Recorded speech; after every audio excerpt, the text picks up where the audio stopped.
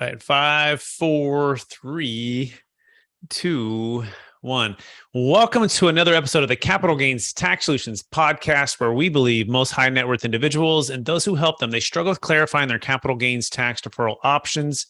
Not having a clear plan is the enemy, and using a proven tax deferral strategy, such as the Deferred Sales Trust, is an amazing way for you to exit highly appreciated businesses, real estate, cryptocurrency, defer millions of tax so you can create and preserve more wealth, or help your clients, friends, and family do the same. And we're also streaming on expert CRE secrets for those out there listening. Thank you for joining us. Hey, I'm your host, Brett Swarts. In each episode, I'm joined by some of the best real estate, financial, wealth, and leadership minds in the world, where they share their ideas, deal stories, and inspirations. So together we can make complex tax deferral strategies simple and passive income plans achievable. I'm excited about our next guest. He's out of Raleigh, North Carolina. He's a national and international keynote speaker, business coach, business consultant, brand ambassador, and he's also the podcast host of the Get Authentic with Marcus show, which is globally ranked in the top 2% of most listened to podcasts, and so much more. Please welcome show with me, Marcus Ogden. Marcus, how you doing? Doing well, Brett. How are you, sir? Hey, better than I deserve. Glad to have you on the show. For our listeners getting to know you for the first time, would you give us a little bit more about your story and your current focus? Yeah, so I'm from Washington, D.C. I live now in Raleigh, North Carolina with my wife and my two daughters. I am a national keynote speaker, executive coach, consultant, podcast host, best-selling author. I played in the National Football League for almost 6 years. I got out of football, struggled with transition. I became an alcoholic, had depression issues, all these different things. And then I got into construction, built one of the largest African-American owned subcontracting company in the city of Baltimore, in the state of Maryland for 2 years, in site work, earthwork, utilities. We were crushing it. But because I didn't do a good job of planning, money management, my ego, making bad decisions, I lost everything I owned in 2013. And I had to move to Raleigh to start my life all over again. Wow, so much there. Before we go into the topic at hand, which is 5 things you need to be in order to be a highly effective leader, I want to take one other step back, Marcus, and I want to go back maybe to the high school days or the earlier days. I believe we've all been given certain gifts in this life, and these gifts have been given to us to be a blessing and help to others. So I'm curious, what are those 1 or 2 gifts that you believe you were given, and how does that help how you help and bless people today?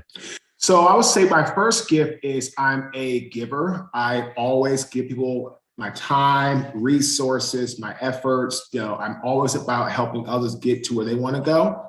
And another thing that I've been blessed with, I would say, is the ability to connect with people. One of the biggest things that Aristotle talked about is being able to connect with people emotionally.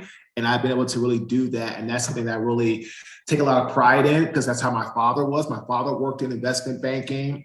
He worked for the Federal Home Loan Bank of New York in their DC office. So he actually ran their stock and bonds and their trade rooms. So I've been around people from different backgrounds, cultures, genders, diversities my entire life. So I learned that at a very young age. Amazing. Great gifts. So let's dive right into the topic at hand. What's the number one secret, or what's the top number one thing you need to be in order to be a highly effective leader? Number 1 is an active listener. The best leaders listen to their team. They don't try to bark at their team or snarl or yell, and they do less talking. The talking is more intentional and it's more straight to the matter of fact. But it's not about talking so much that you overload people or you overwhelm them. You need to be very straight to the point and learn how to be an active listener. Because if you can't listen to understand, you then are going to be listening to respond. And if you listen to respond, that means you're really not listening. Excellent. You see, active listener, one of the things that sticks out there says, careful not to overload. Walk us through what that looks like and an example of how to strategize not to do that.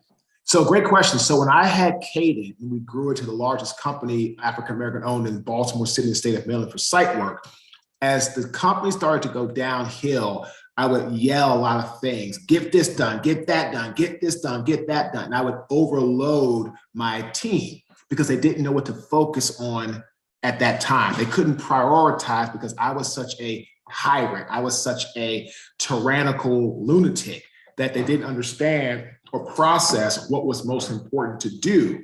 And because of that, I was just talking too much and things didn't work out. Got it. So maybe a lot of orders versus listening and versus building the processes with them. It's more telling versus showing or doing with them. Is that a fair summary? Absolutely. Excellent. So that's number one, being an active listener. What's number two?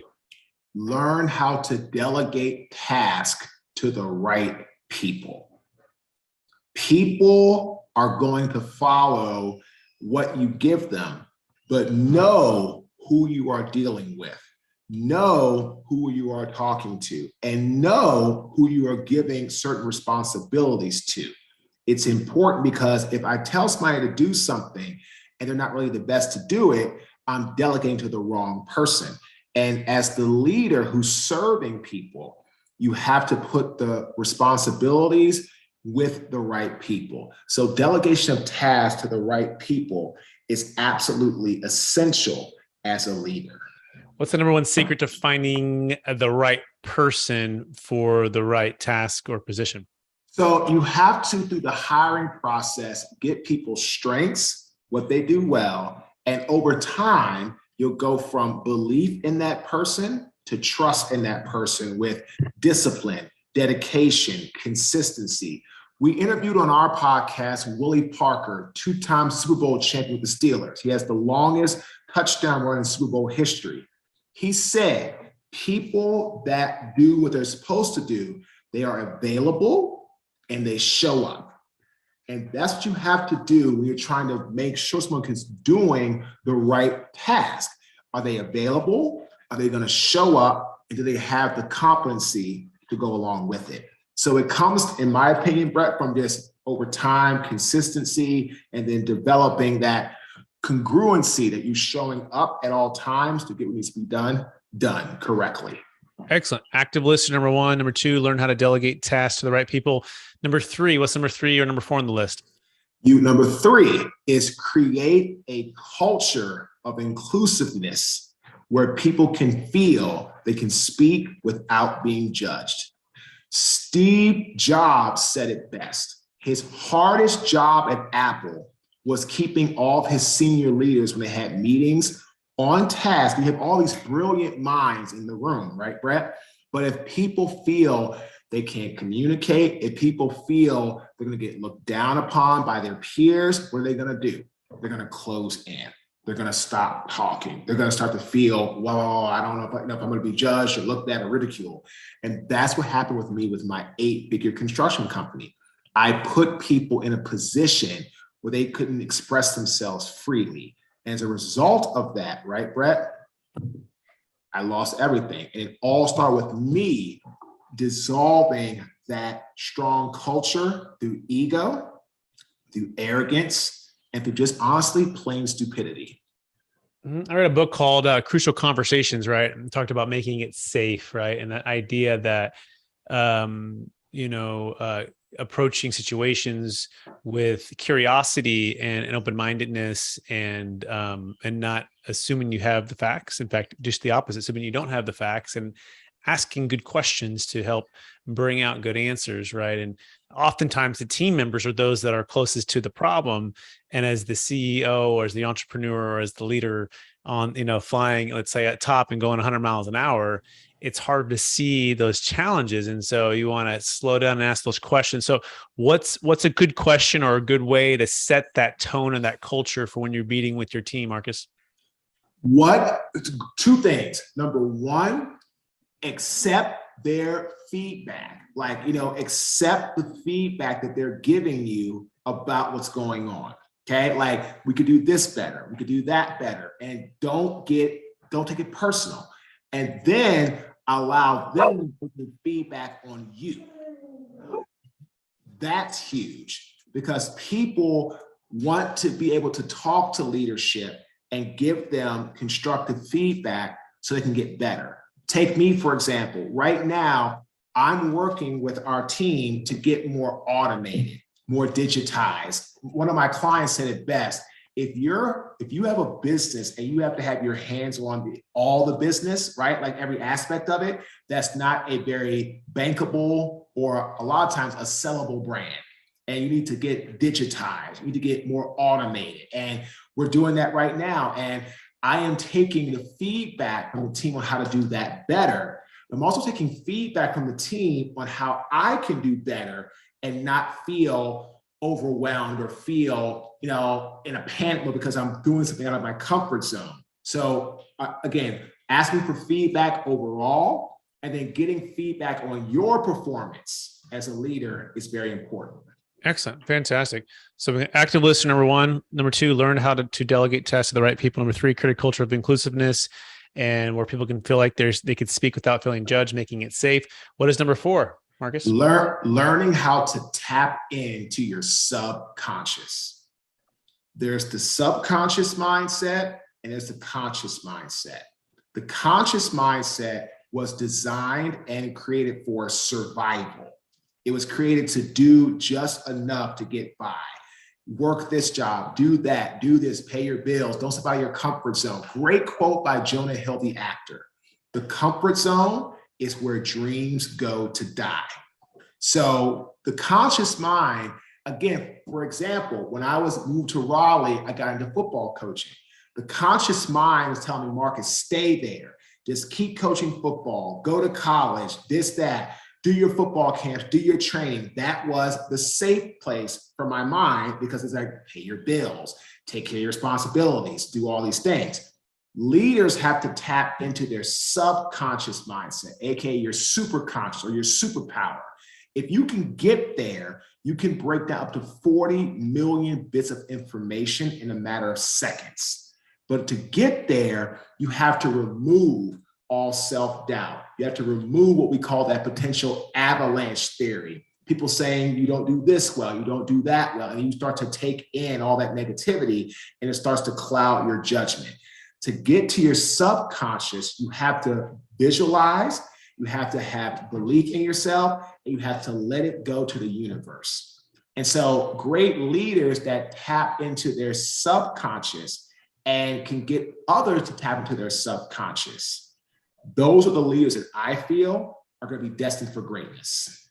That is incredible. Yeah. And I've heard 95% of everything we do is subconscious, meaning it's the habits we built up over time and the thought patterns and the actions. And like, in other words, we're not even thinking about it, like, when we get up and our things that we go through. And yet we want to try to spend our time and energy on that 5%, but realize that 95% is kind of already predetermined. So if we can focus on working on the subconscious, it can actually has the biggest effect. Any thoughts on that, Marcus? Yeah, absolutely. I mean, it's like you need to focus on how you are going to do the 5 to get to the 95. And it's like, if you focus on where it matters and what's happening and how we progress, this is how you can get into being a great leader. You can get into getting the right people. Because here, great leaders also bring around the right help. Like that's the key, because it's a great quote. The human mind is designed to do a lot of things. It's not designed to do everything. So when you learn that and you live by that, that's when life, I feel, gets to its greatest. Fantastic. What's number 5, Marcus? Oh, oops, sorry about that. And number 5, and this is a huge one for leaders, realizing that mindset is more important than execution, which means if you don't have a strong mindset, if you don't have the right foundational building blocks for you and your brand and your team, the execution more than likely will be poor. And I have a tattoo on my forearm, one on my right, one on my left. Mindset is on my right arm, matters is on my left, because mindset matters. And if you don't have, again, the right mindset, the execution more than likely will be poor. Big stress event, something goes wrong, something you get hurt or something happens, right? Maybe in the NFL or whenever you were working in business. What's the number one habit you practice to try to get your mindset back in the place it should be versus maybe where it shouldn't be? I learned how to try to balance my chi. It's a Far East term about it's your life balance. So if things were going bad, try to pick myself up. If things were going really good, don't get too high. When you have proper balance with your chi, you're able to execute and have good meditation, have good performance, and you're able to optimize what you're trying to do. And this is why I tell people all the time, it's all about who you surround yourself with. And again, I'm looking at our brand, like we got a great internal manager, a great website person, great trademark and patent person, great videographers, great external manager, PR person, great marketing person. And all they've done is elevate me and my chi and my ability to do what I need to do. And that's why they push me out of my comfort zone and they get me to stretch and get me to have balance where I'm like, thankful for this. Okay, now let's go do this. Okay, you've got this done, be thankful, but let's go do that. And that's all part of the process. Excellent. Having a team to help you, and also being self-aware of where you're at, too high or too low, knowing the things to counteract that to get yourself back in a balance. Is that a fair summary? Absolutely. Amazing. So Marcus, we're going to shift a little bit. We talk a little bit about investments in capital gains tax and ways to save and fail 1031 exchanges, or when you're exiting businesses, people have a huge tax. So I'm curious. I don't know if you've done 1031 exchanges, investment real estate, but the 1031 exchanges can be kind of a tight timetable. So I'm curious, what's the biggest frustration you've seen when it comes to entrepreneurs or business owners or real estate owners when it comes to capital gains tax challenges? Oh, it's they don't understand all the rules and all of the things you have to deal with. And this is why people like Brett and what he does, again, you hire the experts, okay? If I'm trying to sell a business, get to their exchange, pull money at my house, do all these different things, I'm not an expert in capital gains tax. I don't know what the hell, I don't know. So why would I try to do something myself without an expert? Like as a great quote, experts create wealth. So when you learn this and you live by this is what it takes. You have to invest to create wealth. I spend about $4,000 a month on my team for help. Without them, I'm not making 20, 30, sometimes 40 grand a month than what I'm doing. Because they are the experts creating documents, doing this, doing that. If I'm doing all that stuff right, Brett, I'm not utilizing, like you said earlier, my God-given talent. So people are frustrated because they don't know the rules. I mean, somebody told me, well, Mark, if you buy a property, you can keep it for 2 years, you don't have to pay capital gains tax. Potentially, that's awesome. I didn't know that. A lot of people don't know that. They buy something, oh, Mark, let me sell. Like, okay, sold me 100 grand, and see they get a tax bill. What is this? $30,000. Where did this come from? Well, did you follow the rules? Did you call Brett? Did you find out what you need to get done? No. Well, then, there you go. It's a $30,000 mistake. And I tell you what, Uncle Sam, I don't care how much money you have, you will never, ever. Very well said, Marcus. I appreciate that. And we call it the, you don't have a money problem. We have a people problem. Right? People have all the money. People have all the money. So the experts that are there, they're there to help you to navigate all of the tax flow rules, cash flow rules, building wealth, building businesses, hiring the who, not trying to be the how. And it's surrounding yourself with the dream team to help you execute on these different strategies. What Marcus was referring to, by the way, is what's called the 121 exclusion. If you live in your house the last 5 years and it's a primary, you get tax-free up to $500,000 if you're married, $250 if you're single. So my wife and I, we bought our first house in 2011. Was the crash, right? It was bad. We got for $135,000. It was great. We put like 5% down. We fixed it up a little bit. We stayed there for exactly 2 years, and like a day, and then we sold it. And we did that specifically because our gain went from 135 to 250. And so think about it. If you didn't know about that, what Marcus is saying is you might sell it 2 weeks before. And in California, that's a 33% gain. That's a huge tax. That's over $30,000 of tax. Just knowing the rules can change everything. It's also why we have the Deferred Sales Trust, because it's a great way to defer tax on crypto, business sales, primary homes above the exclusions. You can save or fail 1031 exchange. And if anyone wants to learn about that, you can check out the new book that's coming out. It's called Building a Tax Deferred Exit Strategy. People like Kevin Harrington from Shark Tank in the book, and a number of other really smart people. We really want to just give you that opportunity to know the rules and know your options. You can go to capitalgainstaxsolutions.com. That being said, Mark's running out of time. Are you ready for the lightning round? Let's do it. All right, knowing what you know now, Marcus, if you go back to your 25-year-old self, what is the one golden nugget to make sure to tell yourself to do? hire the right people when you leave football. Give us that right people, like the 1, 2, 3. Who would have make sure to be on your team? Hire a great lawyer, hire a great accountant, hire a great tax person. You know what I mean? Like not bookkeeper, all that stuff. Because that is absolutely.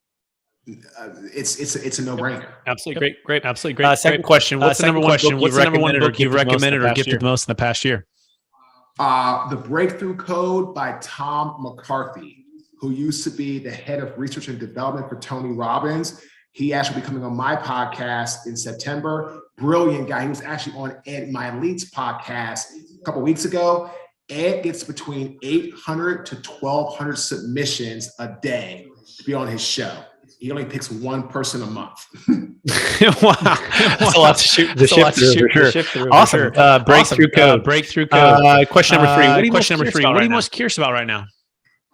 I'm curious about how is the world going to rebound, with everything happening with, just, politics. Like how are we going to bounce back? What's going to happen? Like, we're going to go up in more interest rates. We're going to go down. We're going to just keep going up in inflation. Gas has gone down, thank God. But like, what's going to happen? Like just what's going to happen in the world with the political climate and all these different things that people who aren't what I call behind the curtain of Wizard of Oz aren't running. Yeah, I couldn't agree with you more. There's so much change going on in this next 6 to 12 months. Everyone's kind of holding their breath. Things have shifted in the last 60 days. Calm down a little bit. It's just different feelings and different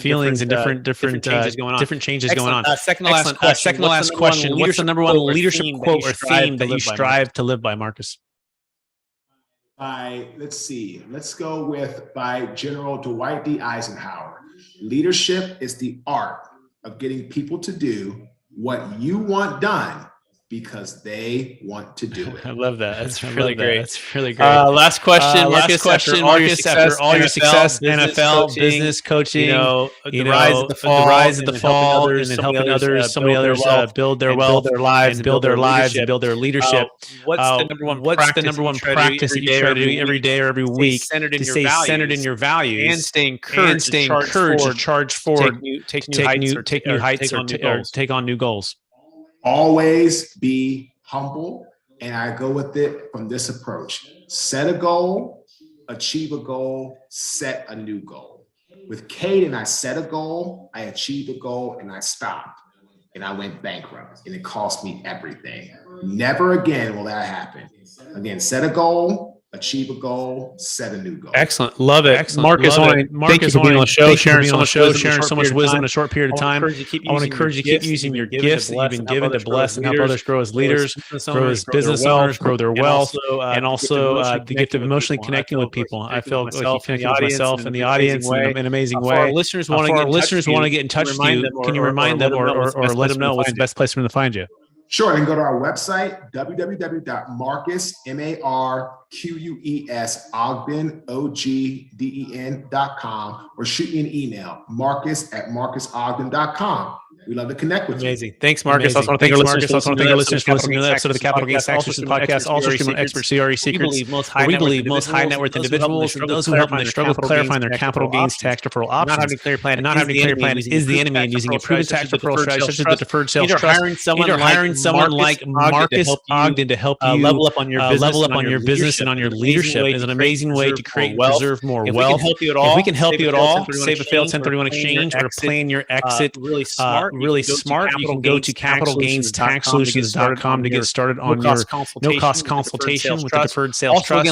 Also, again, look for the new book. It's coming out on Amazon, Building a Tax Exit Strategy. And we're calling it the Proven Playbook for unlocking your ideal wealth plan when selling assets of any kind for yourself or your clients. Again, cryptocurrency, business, primary homes, real estate, works for stock, works for NFTs. So when you exit, you want to plan because about 25 to 50% is going to be wiped out by capital gains tax and appreciation recapture. So it's so important to be working with professionals who can help you, and we would love that opportunity to serve you for that exit. So we so appreciate you watching this. Please rate, review, subscribe.